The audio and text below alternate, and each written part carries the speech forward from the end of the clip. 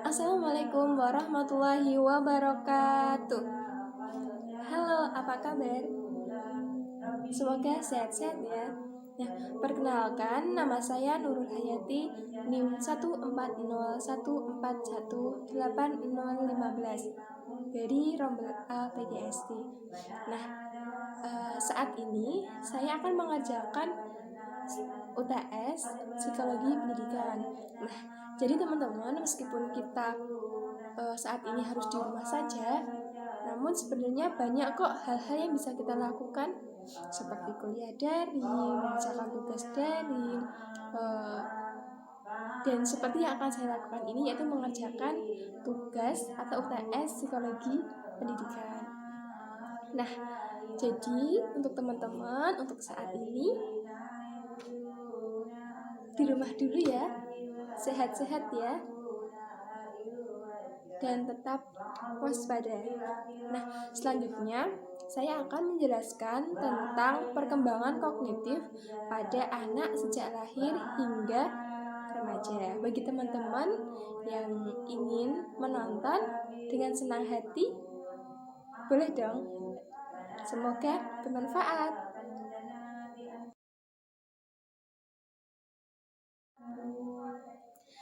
Nah, saya akan memulai penjelasan tentang perkembangan kognitif. Nah, kognitif. Kata kognitif berasal dari kata cognition. Nah, kata cognition ini dapat dipadankan dengan kata knowing yang artinya mengetahui.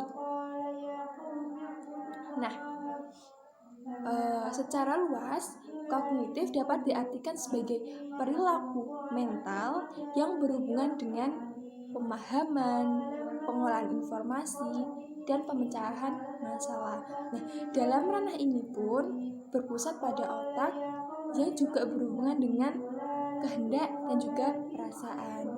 Nah, sehingga perkembangan kognitif dapat diartikan sebagai perilaku mental atau perkembangan perilaku mental yang berhubungan dengan pemahaman dan juga berpusat pada otak. Nah, perkembangan kognitif sendiri menurut para ahli psikologi itu dimulai dari anak sejak lahir. Nah, menurut seorang pakar yang bernama Jean Piaget, itu membagi perkembangan kognitif menjadi 4 tahap, yaitu tahap pertama yang dinamakan dengan tahap sensori motorik, kemudian tahap kedua dinamakan dengan tahap pra-operasional, dan tahap ketiga disebut dengan tahap operasional konkret, dan yang tahap terakhir atau tahap keempat ini disebut dengan tahap operasional formal. Nah, dari 4 tahap tadi kita akan membahas per tahap. Nah, jadi di setiap tahap kita akan membahas tentang tahap itu ada pada anak usia berapa ya, kemudian untuk tahap itu anak bagaimana ya. Nah, dan pada tahap itu contohnya yang seperti apa ya gitu. Nah, untuk saat ini, sekarang kita akan membahas tentang tahap pertama, yaitu tahap sensori motorik. Nah, pada tahap sensori motorik ini anak biasanya berusia dari 0 sampai 2 tahun. Nah, pada tahap ini anak belajar cara mengikuti dunia praktis, dan anak juga belajar tentang efek yang ditimbulkan dari apa yang ia kerjakan tanpa memahami apa yang ia kerjakan. Sebagai contohnya, anak kecil atau bayi yang sedang menangis karena dia itu lapar dan haus. Jadi anak kecil dia tidak memahami bagaimana cara dia memenuhi perutnya, yang mengatasi perutnya yang lapar dan mengatasi dahaganya. Dia hanya tahu ketika dia menangis dia akan diberi minum dan diberi makan sehingga perutnya kenyang dan dia tidak haus lagi. Jadi pada tahap ini anak belajar untuk memenuhi kebutuhannya, menimbulkan efek tanpa dia memahami apa yang sebenarnya ia lakukan. Nah, yang kedua adalah tahap pra-operasional. Nah, pada tahap pra-operasional ini anak biasanya terjadi pada anak yang usianya dari 2 sampai dengan 7 tahun. Nah, pada tahap ini anak biasanya memiliki kesadaran akan eksisnya suatu benda walaupun benda itu saat ini sudah tidak ada. Juga pada tahap ini itu ditandai dengan diperolehnya kemampuan berbahasa anak. Nah, sebagai contoh dari tahap pra-operasional ini adalah ketika anak dihadapkan dengan suatu ilustrasi, suatu peristiwa, suatu ilustrasi tepatnya. Misalkan anak dihadapkan dengan 2 gelas.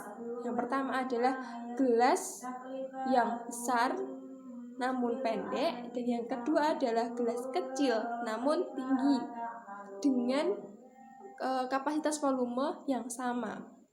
Namun setelah itu gelas itu diberi air dengan volume yang sama. Nah, sebagian besar anak pada tahap ini itu akan mengira bahwa ketika gelas itu diberikan dengan volume yang sama, yang memiliki volume lebih tinggi adalah gelas yang kecil dan tinggi itu. Padahal sebenarnya isi volume dari air dalam gelas itu sama, tapi anak pada tahap ini akan mengira jika volume atau air yang diisikan ke gelas yang kecil dan tinggi itu lebih banyak daripada yang ada di gelas besar tapi pendek. Nah, itu adalah pada tahap pra-operasional. Nah, yang ketiga adalah tahap operasional konkret. Nah, pada tahap operasional konkret ini terjadi pada anak usia 7 sampai 11 tahun. Nah, pada tahap ini anak sudah bisa mengkoordinasikan pandangan-pandangan orang lain dengan pandangan yang ia miliki. Nah, pada tahap ini pun anak juga sudah berpikir positif bahwa pandangannya dia merupakan salah satu dari sekian banyak pandangan orang lain. Nah, pada tahap ini memiliki 3 ciri khusus. Yang pertama, 1. Pemahaman terhadap aspek kuantitatif benda. Yang kedua, pemahaman tentang penambahan golongan benda, dan yang ketiga, pemahaman terhadap pelipat gandaan benda. Nah, sebagai contoh, yang ciri pertama itu adalah pemahaman aspek kuantitatif benda. Sifat kuantitatif benda, contohnya adalah volume. Nah, ketika anak belajar tentang volume benda cair misalnya, volume benda cair ketika di wadah A volumenya sekian, kemudian dituangkan ke wadah B seluruhnya di bentuk yang berbeda, apakah volumenya tetap atau berubah? Nah, anak usia ini sudah bisa memahami bahwa ketika air di wadah ini kemudian dituangkan di sini, maka volumenya akan tetap, karena air memiliki sifat dapat menempati ruang. Itu. Nah, jadi pada tahap operasional konkret ini anak sudah bisa memahami peristiwa-peristiwa ataupun benda-benda, namun secara sistematis dan konkret. Nah, tahap yang terakhir adalah tahap operasional formal. Nah, tahap operasional formal ini biasanya terjadi pada anak usia 11 tahun sampai usia 15 tahun. Nah, pada usia ini anak sudah memiliki kemampuan mengkoordinasikan secara serentak maupun secara berurutan dua kemampuan kognitif, yaitu yang pertama kapasitas menggunakan hipotesis, dan yang kedua adalah kapasitas